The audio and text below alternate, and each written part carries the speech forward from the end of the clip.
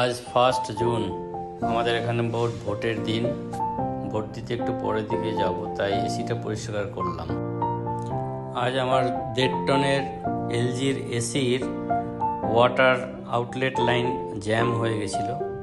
রোলারটা ভালো করে ঘুরছিল না এবং কয়েলটা অপরিষ্কার হয়ে গেছিলো, সেটা পরিষ্কার করছিলাম। এটা হচ্ছে ওই ওয়াটার আউটলেটটাকে পরিষ্কার করছে, একটা তার দিয়ে, মোটা তার দিয়ে ভালো করে খুঁচিয়ে পরিষ্কার করছি। পুরোটা খুলতে পারিনি, খুলতে গেলে ওটা আটকাতে হলে পুরোটা মেশিনটা নামাতে হয় ইউনিটটা, যার জন্য প্রায় 75% খুলে ওটাকে তার দিয়ে পরিষ্কার করেছি। এরপর রোলারটা খুলেছি। রোলারটা খোলার পরে ওটাকে ভালো করে পরিষ্কার করলাম। বাথরুমে হ্যান্ড শাওয়ার দিয়ে পরিষ্কার করেছি।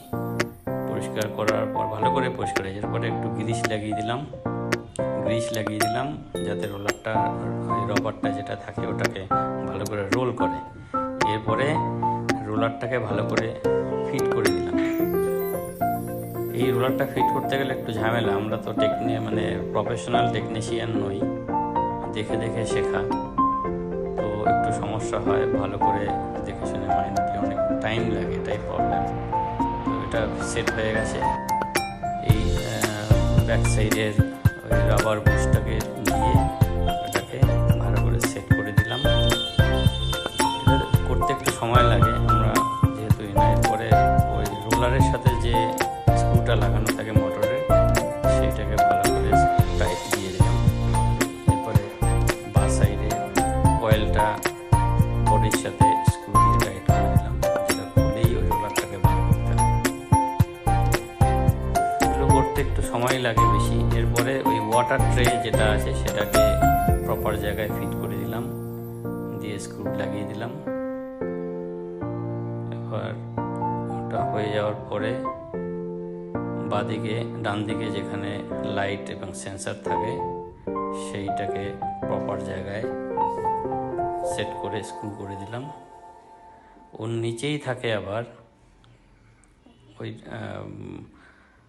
ওটার নিচেই থাকে রোলার মোটরটা, যেটা সুইং হয়, সেই মোটরটাও দুটো স্ক্রু দিয়ে প্রপার জায়গায় টাইট করে দিলাম।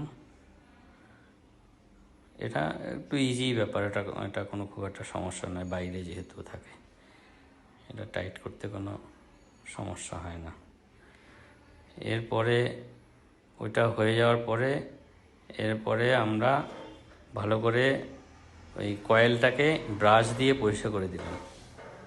এটাকে স্প্রে দিয়েও করা যায়, হ্যান্ড মেশিন স্প্রে যদি থাকে ভালো করে কেমিক্যাল দিয়েও পরিষ্কার করা যায়। একটা প্লাস্টিকের ট্রে নিচে লাগিয়ে দিলে সেটা দিয়েও করা যায়। এটাকে এবার ভালো করে পরিষ্কার করে দিলাম ব্রাশ দিয়ে এবং জল দিয়ে, হালকা সার্ফের গুঁড়ো দিয়ে খুব সুন্দরভাবে সময় নিয়ে ওটা পরিষ্কার করে দিলাম। এরপরে উপরের যে কভারটা, সেই কভারটা লাগিয়ে দিলাম। এই কভারটা লাগাতে খুব একটা প্রবলেম নেই, কিন্তু ঠিক জায়গায় ঠিক মতো করে লাগাতে হয়, যাতে করে কোথাও লুজ কন্ট্যাক্ট না থাকে। এটা ঠিক মতো প্রপার জায়গায় সেট না করতে পারলে এটা যখন মেশিনটা চলে তখন আওয়াজ হতে পারে। সেই জন্য ভালো করে প্রপার জায়গায় রেখে এবার সেট করে দিতে হয়। এবার একটু মুছে সুইং যে ব্লেডটা, সেই ব্লেডটা ওখানে সেট করে দিলাম। সুইং ব্লেডটাও মোটরের সাথে ঠিক সেট করে লাগাতে হয়। ওখানে একটা প্রপার ঘাটে না সেট করতে পারলে ওটা ঘুরবে না। এইসব করতে আমার সময় লাগলো, প্রায় 1.5 ঘন্টা মতো সময় লেগেছে। যেহেতু আমরা প্রফেশনাল টেকনিক্যাল লোক নই, সেই জন্য আমাদের একটু সময় লাগে। অনেক দিন পরে এটা করেছি, কারণ ফ্রিকুয়েন্টলি করলে এগুলো মনে থাকে। তো এইসব নিজের কাজ নিজেই করা যায় ঘরে বসে। এতে মিস্ত্রির পিছনে অনেক সময় দিতে হয় বা তাদের ডাকলেও আসে না, সেই সব সমস্যা থেকে প্রবলেম হয়েছিল। সমস্যা হয় না। প্রথমত এই মিস্ত্রি পিছনে ডাকলেও সে রোলারটা 3 দিন পরে রোলারটা আসবে। ভালো করে ঘুরছিল না, বা প্রপারলিও করবে না। যখন আমরা যেভাবে চালানো নিজেরা হয়েছিল, পরিষ্কার first করলাম start প্রপারলি, হচ্ছিল, তখন সেটা কিন্তু রোলারটা ওরা করবে না।